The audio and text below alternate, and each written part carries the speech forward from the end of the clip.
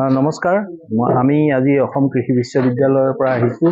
আমি সদৌ সৰ্বভাৰতীয় বীজ উৎপাদক আঁচনিৰ তৰফৰ পৰা আমি আজি সোণাপুৰলৈ আহিছোঁ, উৰিয়ামঘাটৰ।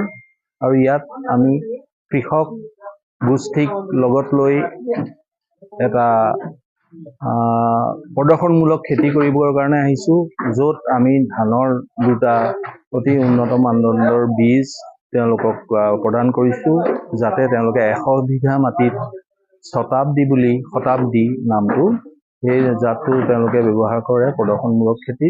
আৰু এটা নুমলী বুলি জাতৰ আমি দিছোঁ। এই শতাব্দী জাতটো 155 দিনীয়া আৰু নুমলীটো 140 দিনীয়া জাত।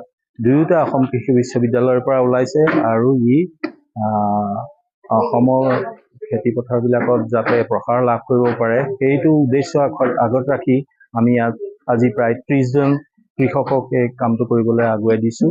আৰু তেওঁলোকেও সন্মতি প্ৰকাশ কৰিছে আৰু একেটা ঠাইতে তেওঁলোকে 100 বিঘা মাটিৰ এটা প্ৰদৰ্শনমূলক খেতি কৰিব।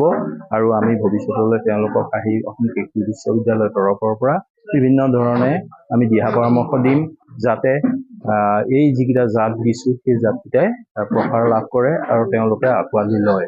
লগতে আৰু এটা আমি চিয়াৰ ধান 311 এই জাতৰ আমি প্ৰায় 30 বিঘা মাটিত কৰিবৰ কাৰণে 30 জন কৃষকক দিছোঁ। এই জাতকেইটাৰ বিশেষত্ব হ'ল ইয়াত আইৰণ আৰু জিংক এই দুটা মাইক্ৰ'নিউট্ৰিয়েণ্ট থাকে। সেইকাৰণে আমি কৃষকসকলক কৈছোঁ যে এইটো এটা বায়'ফৰ্টিফাইড বীজ, গতিকে এই বীজটো আঁকোৱালি ল'ব লাগে, যাতে আমি আমাৰ যিবিলাক মৌলৰ দেহত দৰকাৰ, যেনেকৈ জিংক আৰু আইৰণ, সেইখিনিও যাতে চাউলৰ পৰা বা ভাতৰ পৰা পায়। সেইখিনি